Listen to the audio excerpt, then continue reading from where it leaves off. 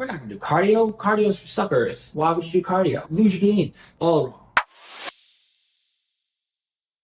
What's up, everybody? This is 𝐬𝐮𝐬𝐫𝐞. Welcome back to the VeganProteins YouTube channel. Today, I want to talk about how the entire fitness industry got it wrong when it came to cardio. I've been vegan for 20 years. I've been coaching people for 15 years. I've been involved in the fitness industry for 15 years. And I have seen a lot of stuff happen. And what I could tell you right now is we screwed up big time when it came to cardio recommendations. So let me walk you back to the very beginning when social media started to take a strong hold of culture in the fitness industry. Back in the day when Instagram was new, I'm dating myself, I know. Bodybuilders, powerlifters, CrossFitters, strength-based athletes all got together and started sharing information, collaborating, borrowing off of each other's information to figure out how to best program for athletes and how to make the best kinds of recommendations for their clients and for people in general who are interested in consuming different kind of content when it came to fitness. Bodybuilders won the war. It created blanket recommendations across the board for everyone, not just athletes, when it came to cardio.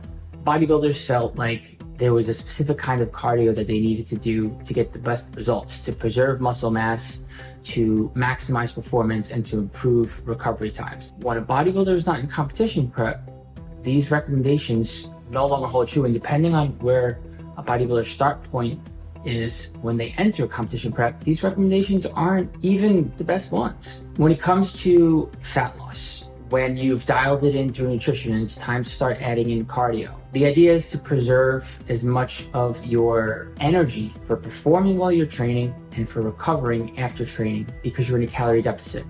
So the idea was minimize the amount of cardio. So these were where the ideas were rooted when it came to blanket recommendations that I feel we all got wrong, honestly. And the idea was this: if you don't have enough time to do cardio and it's time to start doing cardio in a competition prep, start doing HIIT because it takes the least amount of time to do, but it is the most taxing on the body.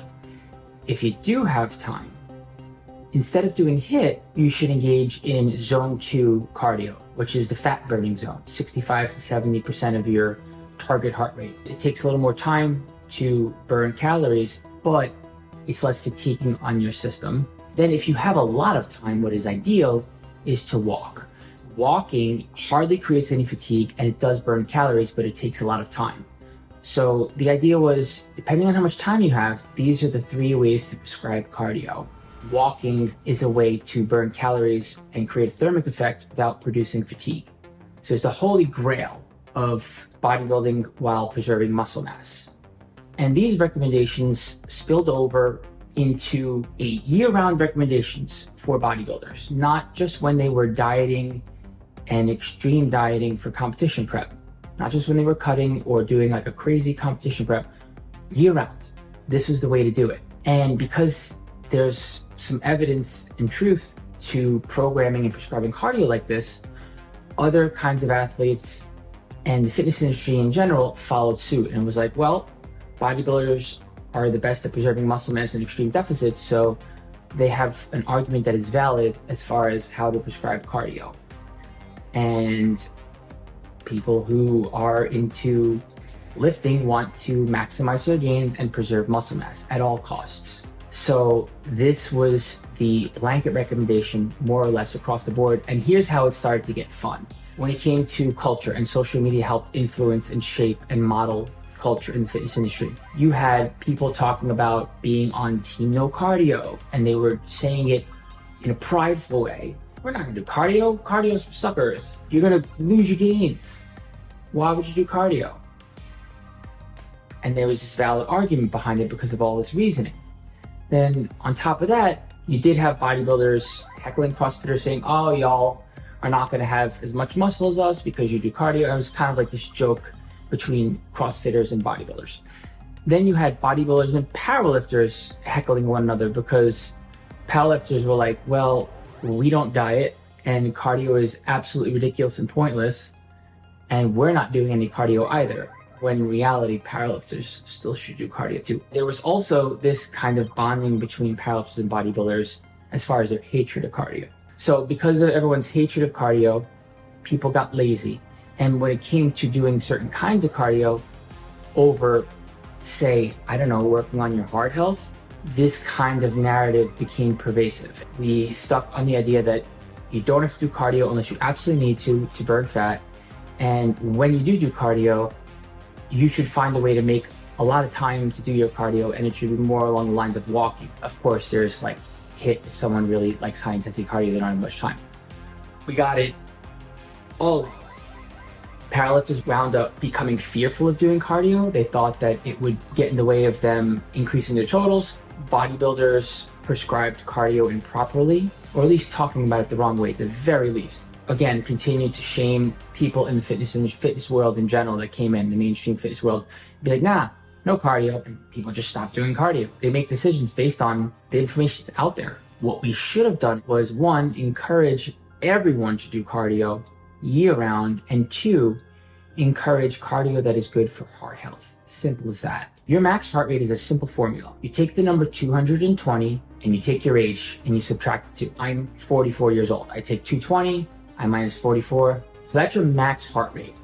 Now, there are 5 different heart rate training zones. Zones 1 through 5. Zone 1 is for warming up, cooling down, and recovery. Zone 2 is for fat burn. That's the zone that I've been talking about this entire time. Zone 3 is for cardiovascular endurance, and you start to focus on your heart health. And zone 4 is even more intense, and then zone 5 is all out. And we have been shying away from prescribing people zone 3 through zone 5 cardio for quite some time, and discouraging those who were doing zone 3 through zone 5 from doing that cardio and just being like, well, it might get in the way of your gains. And then they wind up coming to their own decisions and doing a little less, or doing it and thinking they're not going to get quite the same results. Outside of, say, a bodybuilding competition prep and a client that is not adapted to doing zone 3 to 5 cardio, and outside of a powerlifter who's absolutely looking to maximize their gains at all costs, outside of those 2 scenarios, zones 3 through zone 5 are incredibly helpful to program for clients and to think about doing. And if you're already doing them, by all means, do not stop getting your cardio on. It's good for your heart health.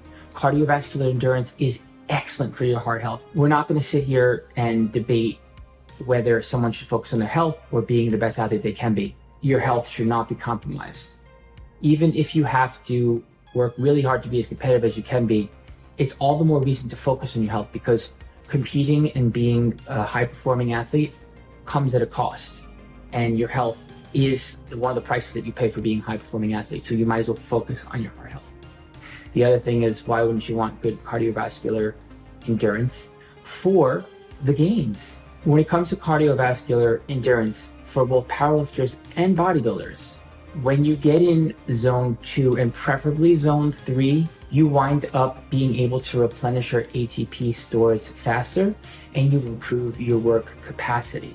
If you don't do cardio because you think that it's going to cause you to not recover as fast and not be able to work as hard in the gym, and it's going to result in muscle loss, when you're not dieting down to an extreme, you're going to wind up actually shooting yourself in the foot, because you lose the ability to recover faster and perform better. Yes, I'm speaking to you too, powerlifters.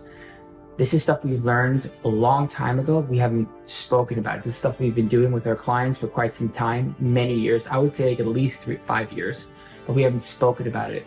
But I figured this would be a good video to put out there to make sure that we are putting this information out there, because it's really super duper important. The one thing I would say about powerlifters, for those of you who are competitive and who are looking to maximize your total and be as powerful as possible, to get increased total as much as possible, maybe it's a better idea to stick to zone 2 cardio as opposed to zone 3. And instead of longer periods of time doing it, do it for shorter periods of time. Finally, the length of time that you're doing cardio matters. So zone 3 for 1 to 3 sessions a week for 20 to 30 minutes is ideal for everyone, including competitive bodybuilders.